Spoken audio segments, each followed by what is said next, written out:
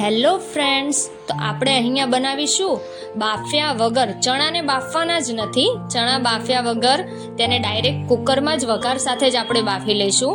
તો એવું આજે થોડું ઝારખંડ સ્ટાઇલનું ચણા અને બટેકાનું શાક. તો ચાલો સૌપ્રથમ આપણે સ્ટાર્ટ કરીએ. તો સૌથી પહેલાં આપણે કુકરમાં થોડું તેલ લઈને ગેસ ચાલુ કરીએ અને તેમાં આપણે રાઈ અને જીરું નાખીએ. રાઈ જીરું સરસ રીતે તતડી જાય તે બાદ આપણે તેમાં હિંગ એડ કરી લઈશું અને તેમાં આપણે આદુ અને મરચાં અને ડુંગળી સમારીને એ એડ કરીશું. ડુંગળી સરસ રીતે સતળાઈ જાય ત્યારબાદ આપણે તેમાં ટમેટાં એડ કરીશું અને ટમેટાને પણ આપણે થોડા ચડવા દઈશું.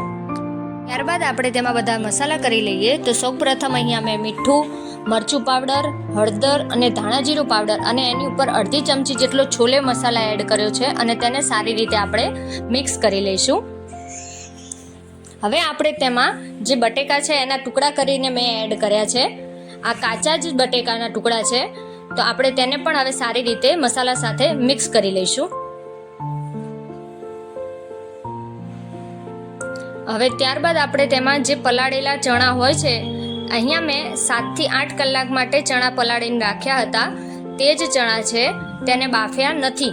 હવે તે અંદર આપણે એડ કરી લઈએ અને તેને પણ બધા મસાલા સાથે મિક્સ કરી લઈએ. ત્યારબાદ આપણે તેમાં 1 થી 1.5 જ ગ્લાસ જેટલું મેં અહીંયા પાણી એડ કર્યું છે. જો વધારે કોઈને કરવું હોય તો વધારે પણ એડ કરી શકે છે. તો અહીંયા મેં 1.5 ગ્લાસ પાણી એડ કર્યું છે, જેટલા ચણા અને બટેકા આપણા ડૂબી જાય. અને આપણે હવે તેને કુકરને બંધ કરી લઈશું અને 4 થી 5 આપણે વિસલ વગાડી લઈશું.